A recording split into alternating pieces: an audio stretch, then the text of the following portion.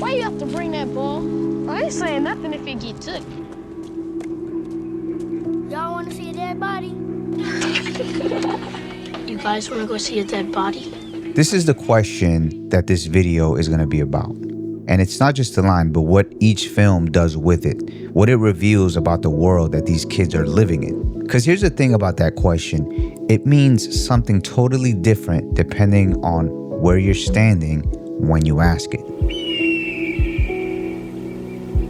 And Stand By Me, this question is more like an invitation. 4 12-year-old boys hear about a kid who got hit by a train somewhere out in the woods, and they decide to go find them. That choice sets the entire film in motion. They pack their bags and they walk for miles, and they do face a couple things along the way, but the way I see it, none of it is inescapable. Every danger in this film is something that they either walked into or they can walk away from. The dead body in Stand By Me is at the end of a journey.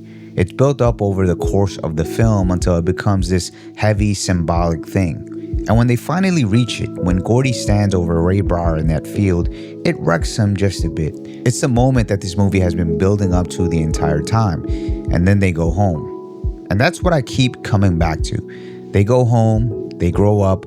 Gordy becomes a writer, and he narrates this entire story as an adult, looking back at that summer with nostalgia. When I was younger, I kind of brushed this film off and saw it as a silly teenage 80s movie. But when you rewatch it as an adult, it gets to you in a different way. As an adult, I realized this was never a kid's movie, but more like an adult movie about kids. The dead body in Stand By Me really is not the point of the movie. It represents something bigger. The loss of childhood innocence, the moment that you realize that the world is bigger and heavier than you thought, and the last summer before everything changes. Damn, stinking this motherfucker.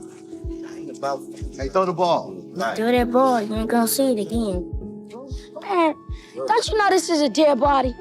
Yeah, motherfuckers, I know that shit. He ain't bothering you, so don't fuck with him. John Singleton made Boys in the Hood when he was 23 years old. He had just graduated from USC Film School, and he made a film that was set in the neighborhood he actually grew up in. Now, the first thing you see in this movie before any characters or any of the story is a statistic on the screen. 1 out of every 21 Black American males will be murdered in their lifetime. Singleton shows us that before any single frame of the actual story. And he's not really trying to be provocative. He's giving you the context you need to understand everything that follows. And then later in the movie, we hear a familiar line. Except in this story, the boys aren't going anywhere in particular when it's asked. They're not on a quest. They're just walking and doing what kids do. And the dead body is right there, just right around the corner. There's no journey here because there doesn't need to be one. The removal of the journey and the choice at all is one of the most precise things Singleton does in this film. He takes a premise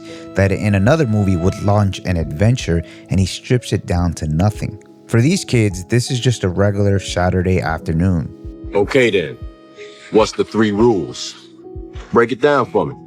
And hey, think before you answer.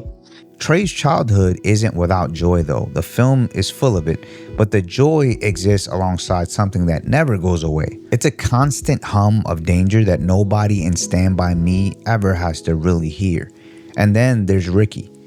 Singleton spends a long time making you actually like Ricky. He's different from the other guys in the group, and when they get older, he's the smart one. He gets his SAT scores back, and there's a future visible for Ricky. You can almost see it.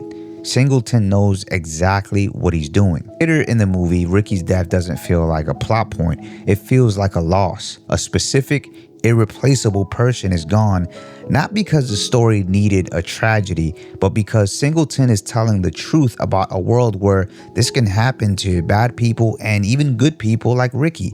People with futures that you could almost see.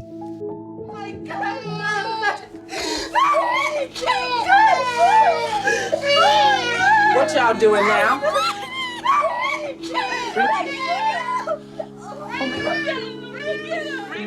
Even the endings of both of these stories touch on similar themes, just in a different way. Stand By Me closes with Gordy as an adult, reflecting, and he tells us the group kind of drifted apart after that summer.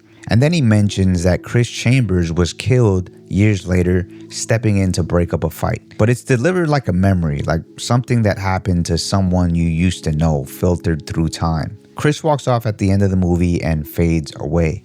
Again, bad things could happen to anybody. Boys in the Hood ends with Doughboy. After everything that happened, and a lot happens, he's still standing. And after a brief conversation with his brother's best friend Trey, he walks away, and Singleton chooses to also fade him away. And we learn that Doughboy dies 2 weeks later. I'd say the ending of these films both have similar structures, but the emotional register is completely different. Chris's death in Stand By Me is a tragedy. It's something that shouldn't have happened. Doughboy's death is also tragic, but it's more like confirmation. The film spends 2 hours building a world where this is the likely outcome. Not because these characters are less valuable, but because the system around them is designed to produce this result. His death doesn't feel like an exception. It feels like the sentence that was always coming. Here's what I think these two films are doing together, even if they weren't made as a pair. Cinema has always had a version of the coming-of-age story. Kids on the edge of adulthood, figuring out who they are, experiencing loss for the first time. It's one of the oldest stories there is. But for a long time, that story had a very specific shape. The danger, most of the time, was internal. The world was safe. Death was a lesson you could learn from a distance and carry into a long life. What Singleton did with Boys in the Hood was take that exact same story, same age kind of, same question, same structure, and show you what it looks like when the world itself is the danger. When there's no distance to learn from, and the coming of age story and the survive story are basically the same story. And that's not Singleton being pessimistic. Honestly, when a movie is made with as much love as Singleton clearly had for these characters, it has its own kind of hope. Both of these directors look at this coming of age story, the structure, and they refuse to look away, and that's what makes both of these films classics. The difference is what they saw when they looked. And that's why this line stuck out to me so hard when watching these back to back. It wasn't just a coincidence. It was the same words opening into two different worlds. And that's the thing about movies, right? When you start paying attention to the conversations happening between movies across years, across genres, across completely different experiences, you start to notice things like this. Now, if you have two films you think are secretly in conversation with each other, drop them in the comments. That's genuinely how I will find these. Thank you again for watching this video. And remember, always stay a student of the game. I'll see you on the next one.